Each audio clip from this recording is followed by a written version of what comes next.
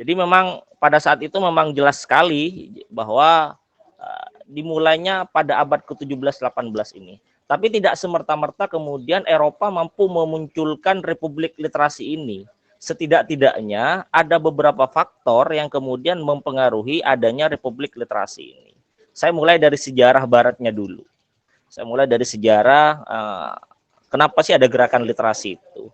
Setidaknya di Eropa itu ada beberapa faktor yang kemudian mempengaruhi terhadap munculnya Republik Literasi. Yang pertama bilang kayaknya di saya, Mas Fahrud kali bisa dimunculkan lagi. Biar yang lain ini juga baca.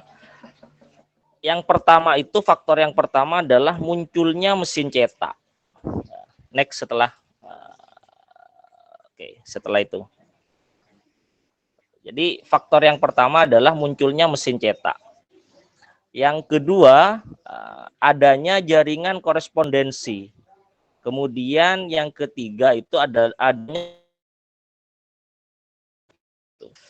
inilah tiga faktor yang kemudian mempengaruhi terhadap munculnya Republik Literasi di Eropa pada abad ke-17-18. Next. Munculnya mesin cetak ini pertama adalah sebuah revolusi teknik sebenarnya. Revolusi teknik percetakan pada abad ke-14-15 mulainya. Ini dilakukan oleh ilmuwan filsafat sebenarnya, tapi pegiatnya di besi namanya Johannes itu yang kemudian kita kenal dengan filsuf Johannes itu. Jadi beliau adalah ahli besi yang kemudian pada saat itu menemukan revolusi teknik percetakan. Seorang teknik besi yang kemudian mengembangkan percetakan menjadi percetakan buku. Awal mulanya percobaan ini dilakukan terhadap anggur yang kemudian warna bungunya kemudian dijadikan tinta dan segala macam. Maka disitulah kemudian Johannes itu kemudian menciptakanlah kemudian percetakan, mesin cetak. Jadi kalau soalnya dulu di Eropa itu sebelum Johannes menemukan mesin cetak ini, jadi kalau orang nulis buku itu kalau mau diperbanyak di situ harus ditulis ulang. Jadi jadi sehingga kemudian pembaca itu sulit sekali membaca karya seseorang. Karena kemudian untuk menduplikatnya atau untuk memperbanyaknya pada saat itu harus ditulis ulang secara penuh. Nah, tapi dengan hadir Johannes ini dengan uji cobanya beliau kemudian berhasil kemudian menciptakan yang namanya mesin cetak. Maka kemudian buku-buku yang kemudian diterbitkan atau kemudian ditulis oleh para ilmuwan, disitulah gampang untuk kemudian diduplikat dan oleh orang lain.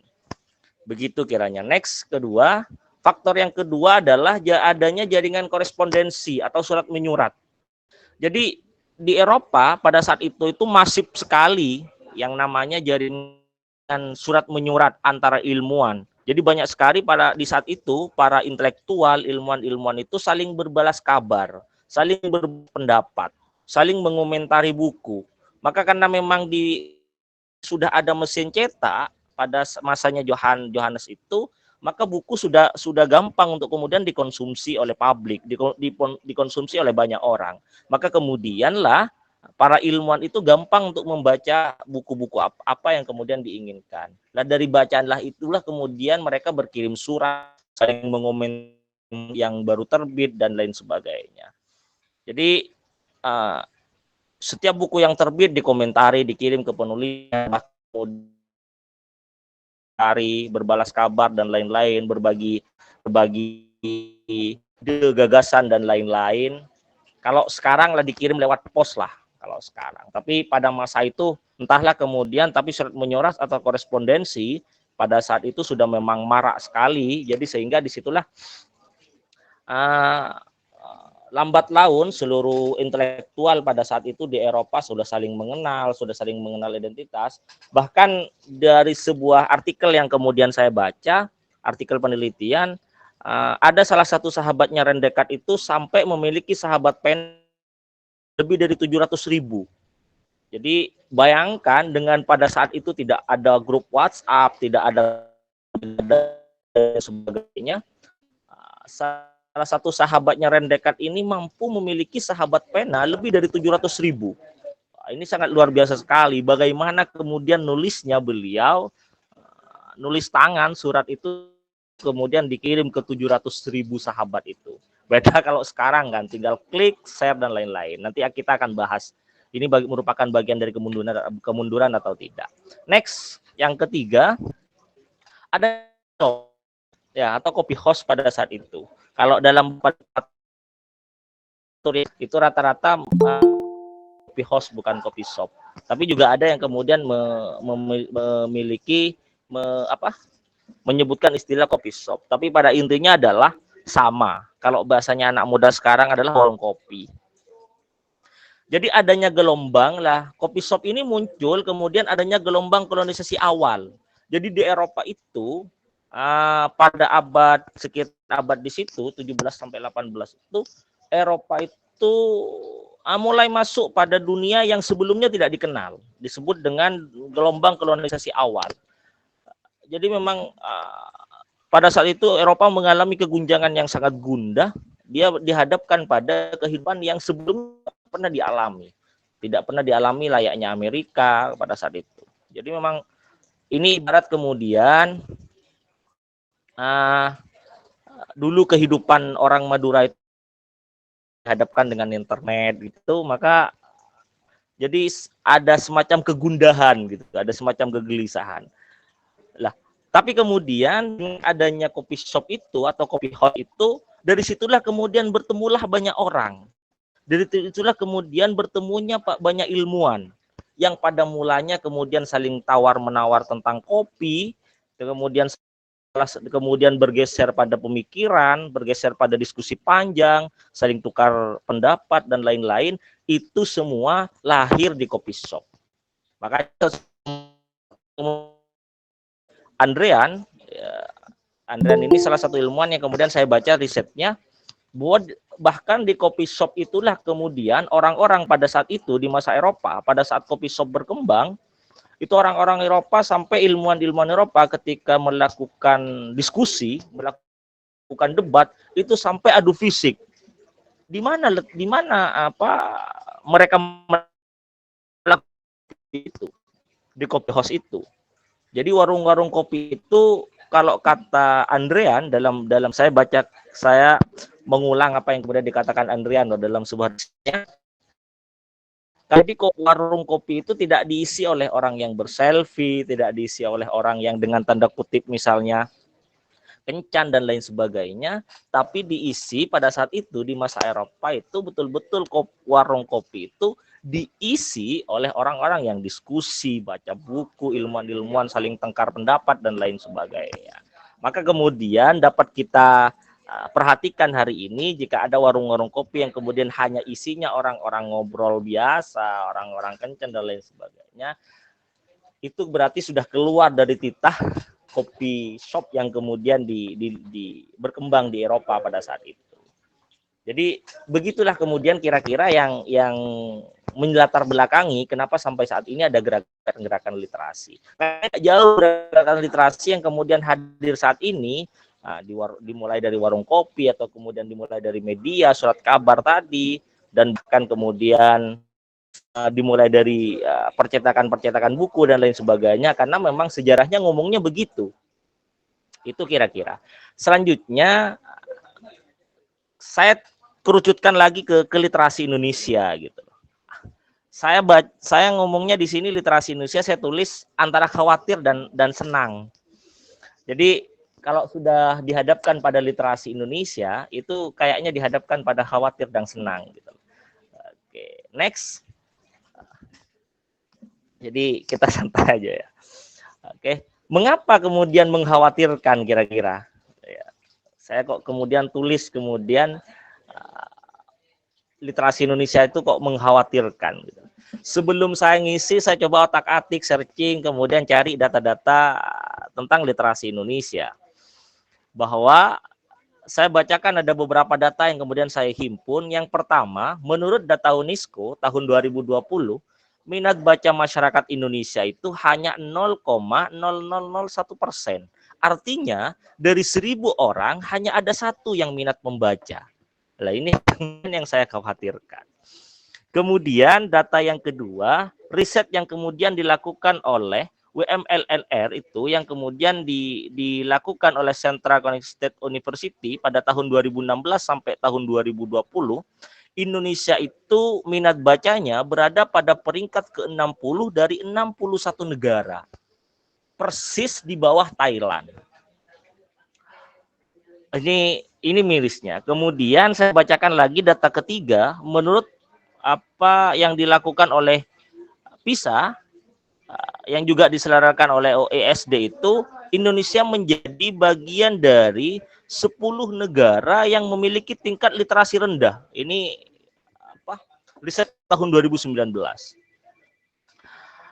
Kemudian data terakhir yang kemudian saya himpun, bahkan masih banyak sebenarnya data-data yang lain, tapi saya hanya menghimpun beberapa. Ini terkait tentang kemampuan baca anak. Bahwa Indonesia ternyata kemampuan minat baca anak itu 0 buku per tahun. Sedang perbandingannya di Eropa itu sudah 25 buku per tahun, dan Jepang dan Singapura itu 15 sampai 17 buku per tahun. Bayangkan. Jadi betapa kemudian miris sekali ternyata literasi kita. Nih kemudian kalau ngomongin literasi secara persentase di Indonesia gitu. Maka pertanyaannya adalah apa yang harus kemudian kita banggakan? Dan kemudian di manakah hasil dari gerakan-gerakan literasi yang kemudian kita elu-elukan dari kemarin? Yang sejak kemudian akhir-akhir ini selalu kemudian kita galak-galakkan. Bahkan sampai ada kota-kota literasi, ada kabupaten-kabupaten literasi, dan lain sebagainya. Di manakah kemudian dampak itu? Lah, maka benar apa yang dikatakan oleh Najwa Shihab itu ketika pada saat beliau masih menjadi duta baca, next, sebuah besar itu tanpa tradisi literasi hanya akan menjadi bangsa kelas teri, perundung, pemaki, mudah diprovokasi, tanpa keluasan hati dan imajinasi. Itu kata Najwa Shihab sambutan pertama kali menjadi duta bahasa. Artinya tidak ada guna kemudian bangsa kita yang besar atau kemudian kita ngomongnya yang besar untuk kemudian memajukan literasi atau kemudian membentuk kelompok gerakan literasi tanpa dibarengi dengan efek yang kemudian apa yang kemudian kita dapat. Jadi sebenarnya kalau sudah ngomongin gerakan, seremonial itu sudah dengan tanda kutip sudah harus dibelakangkan. Jadi harus mikir apa sih kemudian dampaknya. Makanya kemudian di awal saya ngomong, apakah kemudian di mana sih letaknya gerakan literasi yang kemudian kita elu-elukan dari kemarin yang salah. Begitu kira-kira. Nah, setidak-tidaknya untuk menumbuhkan faktor literasi itu ada 3 faktor. Ketika saya himpun dari beberapa literatur yang kemudian saya coba cari, setidak-tidaknya ada 3 faktor. Yang pertama adalah jelas faktor keluarga. Karena kenapa? Karena keluarga itu adalah sebagai sekolah pertama, pendidikanmu awal.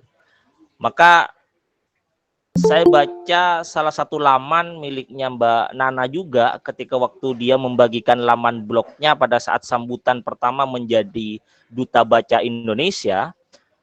Beliau mengungkapkannya begini, saya bersyukur dilahirkan dari keluarga yang sejak kecil sudah memperkenalkan saya dengan buku. Yang sudah sejak saya kecil mentabrakkan saya, mendiskusikan saya dengan isi-isi buku. Nek kemudian kalau saya ngomong pada Umi nggak diterima, maka saya dilempar ke Abi juga disodorkan buku. Begitu. Bahkan ketika kata Mbak Nana itu, ketika saya jalan-jalan keluar, nek saya boleh beli jajan asalkan satu saya juga beli buku. Lah, ini artinya apa? Keluarga-keluarga itu juga sangat penting mendukung terhadap minat bacanya.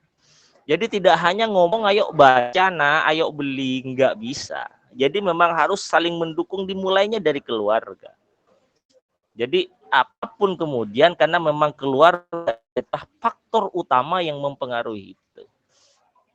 Itu yang pertama. Yang kedua adalah lingkungan. Ini jelas yang kemudian karena kenapa lingkungan? Karena lingkungan adalah tempat interaksi yang paling kuat mempengaruhi terhadap terbentuknya sebuah sistem pola sistem pola gerak manusia. Ini yang paling sangat mempengaruhi. Jadi maka berhati-hatilah kemudian memilih lingkungan. Kita memang bisa hidup tanpa lingkungan, tapi kemudian kita bisa memilih lingkungan mana yang harus kemudian kita tempati. Saya punya teman kemudian cerita sedikit, saya punya teman kemudian orang asli orang Madura, hari ini beradanya di Jogja. Di Jogja itu kalau orang-orang Madura itu sampai ngomongnya begini, kok kamu bisa nulis gitu loh, atau kok kamu bisa punya buku, kamu waktu di Madura nggak tahu apa-apa. Lah di Madura itu sampai di Jogja itu sampai punya semboyannya begini, tak ngakan muntah les gitu. Artinya apa? Disitulah kemudian bahwa lingkungan itu sangat mempengaruhi. Jadi kalau kita sudah ketemu Katemur, ketemu dengan buku, ketemu dengan diskusi, ke selatan kita ketemu dengan orang ngobrol. Nah disitulah kemudian akan membentuk kita. Maka benar setidak-tidaknya apa yang dikatakan oleh Gus Dovir itu, minimal kalau kemudian kalian tidak suka baca, minimal bawa loh bukumu, minimal bawa loh cara bacamu gitu. Letakkanlah kemudian buku-buku itu di tempat yang kemudian kalian sering tempati. Tapi kan sekarang kalau beda, kalau orang bawa buku itu kayak dibilang sok, kemudian dibilang sok pinter lah, sok alim, sok yang lainnya. Padahal disitulah kemudian untuk memancing kita menumbuhkan lingkungan agar kemudian kita minat baca literasi itu muncul.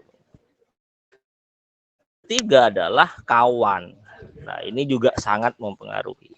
Karena benar kalau kata pepatah Arab itu mengatakan, atau kata makalah itu, al-mar'u ala dalili khalilihi katanya. Bahwa pribadi atau seseorang itu ya tergantung dari bersama siapa dia, kawannya siapa.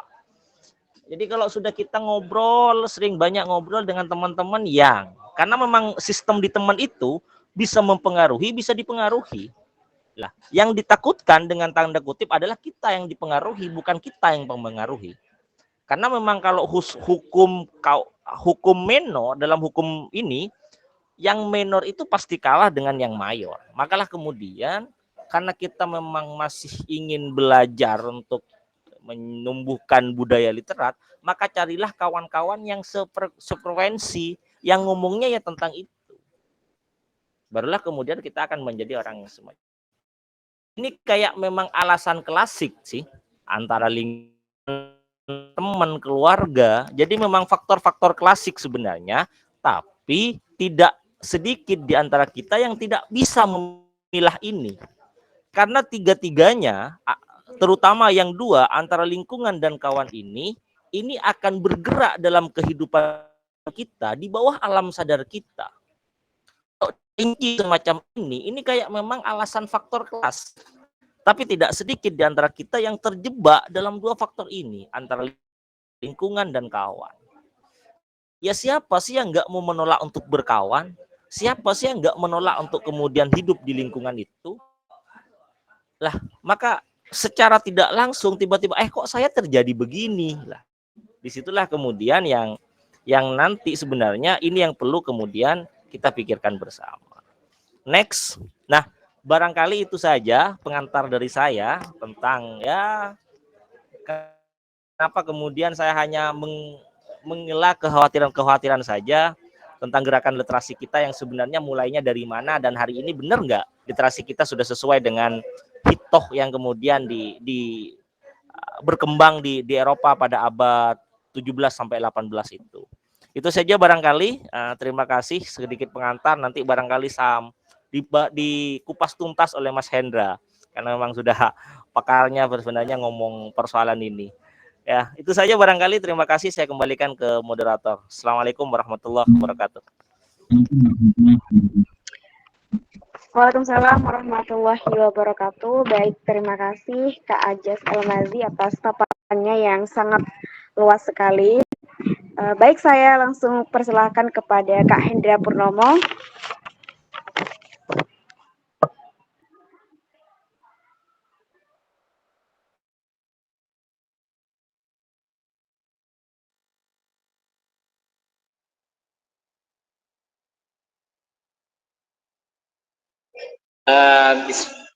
Bismillahirrahmanirrahim. Bismillahirrahmanirrahim. Bismillahirrahmanirrahim. Assalamualaikum warahmatullahi wabarakatuh. Waalaikumsalam Maaf, warahmatullahi saya pakai wabarakatuh. HP ya. Soalnya ini ada kendala di mikrofon saya. Atau saya pinjam. Itu saya mau pakai doa. Ibadah yang itu.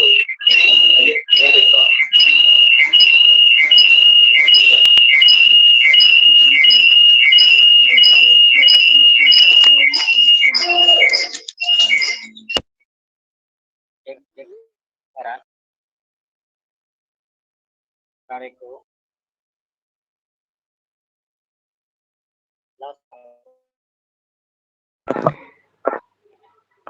Kurang kedengaran Kak suaranya Kak. Cek cek. Kalau sekarang gimana? Baik. Kedengaran ya? Iya, iya Kak. Baik, bismillahirrahmanirrahim. Assalamualaikum warahmatullahi wabarakatuh. Alhamdulillahirrabbilalamin. Wassalatu wassalamu ala asrofil anbiya'i wal mursalin Sayyidina Muhammadin wa ala alihi washabihi. Tentu yang saya hormati Ketua Bengkel Sastra Yayan Madura, Adek Pak Rossi. Saya biasanya memanggil Dek Rossi. Dan juga Ketua DBO yang sempat sekitar 2 tahun lalu itu mengundang saya juga. Dan alhamdulillah pada kesempatan malam ini kita bisa berjumpa kembali di Bengkel Sastra dan juga bertemu dengan Kak Ajas yang sebenarnya sepertinya seingat saya itu kita itu pernah ketemu Kak di simposium dulu. Wah, sepertinya ya. Tapi sekarang sudah jarang aktif lah. Dan alhamdulillah tadi sudah pemaparan yang sangat luar biasa dari Kak Ajas ya, dengan bagaimana beliau itu mengulas literasi dari barat sampai perjuangan di Indonesia, bahkan pada masa-masa sekarang yang menjadi problemnya dan juga kekhawatiran dan juga hal-hal yang membanggakan. Mohon maaf saya menyediakan PPT karena sebenarnya baru kemarin malam saya kayaknya yang ditelepon sama dia. Dan tapi alhamdulillah ini pematerinya dari Kak Ajas tadi sudah luar biasa sekali. Jadi saya perlu cuma menambahkan barangkali atau barangkali hal-hal yang tadi lupa dibahas oleh Kak Ajas. Nanti saya akan tambahkan dan barangkali nanti ada hal-hal yang saya lupa untuk disampaikan, kita bisa perlebar di. Baik, bismillahirrahmanirrahim. Mengaca dari temanya itu sangat luar biasa sekali. Bagaimana literasi itu kan dengan kemerdekaan kita. Dan bagaimana literasi itu mempunyai integritas untuk memperjuangkan kemerdekaan Indonesia pada tahun 1945. Itu saat proklamasinya. Sedangkan yang diakui oleh Belanda menyatakan pada tahun 1949 pada bulan Desember. Setelah itu para pahlawan-pahlawan kita itu berkumpul di Belanda, di Belanda itu mengaku kemerdekaan. Namun sebelumnya izinkan saya untuk membahas dari literasi dari timur. Karena selain tadi Kak Ajas membahas literasi dari barat, izinkan saya membahas literasi. Karena dari timur itu biasanya kita kenal sebagai aliran pemikiran kanan. Sedangkan di barat ada sebagian yang mengatakan aliran kiri, gitu kan ya. Jadi dari timur itu karena banyak sekali karya-karya tokoh-tokoh kita, dan terutama seperti Ibnu Rus yang juga bagian di filsafatnya. Selain itu juga ada Imam Ghazali dan beberapa penulis-penulis lainnya. Bahkan di masanya Rasulullah, dulu itu Rasulullah pernah memerintahkan Zaid bin Sabit apa? Untuk menulis, untuk belajar bahasa lawan, kan? Agar kita nantinya ketika sudah Zaid bin Sabit sudah memahami bahasa lawan, otomatis secara tidak langsung kita itu Zaid bin Sabit atau pada kalangan kita umat Islam itu akan mengetahui apa yang telah direncanakan dan itu termasuk bagian dari strategi politik nasional. Nah, selain itu juga Zaid bin Sabit juga dianggap sebagai garis dan tentu banyak sekali ulasan dari penulis kita yang selain dari terus yang menyampaikan perdebatan dari apa bahkan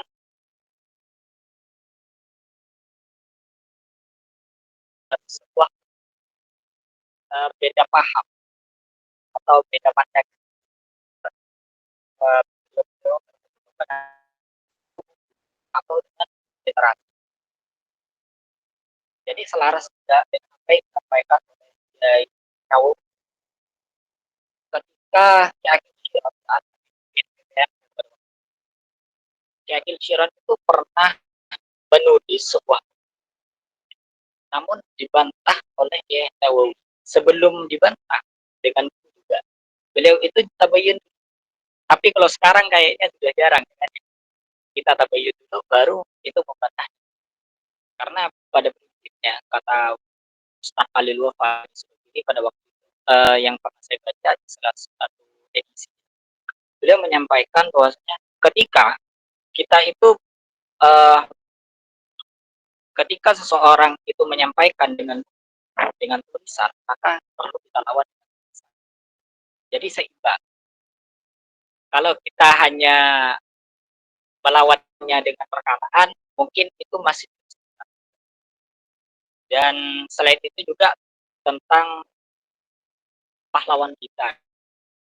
Pahlawan kita itu sudah mendorong semangatnya untuk memperjuangkan Republik Indonesia dalam kemerdekaan. Itu selain langsung secara fisik, juga beliau-beliau atau the founding father kita itu melalui tulisan. Di antaranya tulisannya seperti yang di apa yang pernah ditulis oleh Prabinoto, oleh Darsono dan juga beberapa tokoh lain. Osco Prabinoto yang utama jejak dan perkembangan itu yang ditulis oleh Adi Mulawarman itu yang mengenai tentang self atau dengan triloginya yang bagaimana untuk membangun para masyarakat kita untuk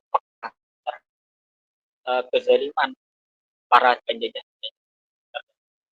Bahkan di filmnya Buya Hamka itu kan pernah Oscar Praminto itu berjumpa dengan Buya Hamka, dan pada waktu itu Oscar Praminto itu menyampaikan, jika kalian ingin menjadi pemimpin besar, menulislah seperti wartawan dan berbicaralah seperti orang. Jadi harus diseimbangkan. Dan anak asuhnya Oscar Praminto itu kan adalah ya termasuk selain Darsono juga Muso juga adalah diantaranya yang paling dicintai oleh sampai waktu itu Soekarno pernah indekos di kediaman Prabowo yaitu pada saya, dan di sana lah Soekarno bahkan mempunyai kesempatan bahkan setelah pulangnya dari ITB, kalau sekarang ITB dulu itu teknologi India Belanda, itu sepulangnya di sana akhirnya Soekarno selain menggelorakan dengan tulisan, tetapi Soekarno juga menggelorakan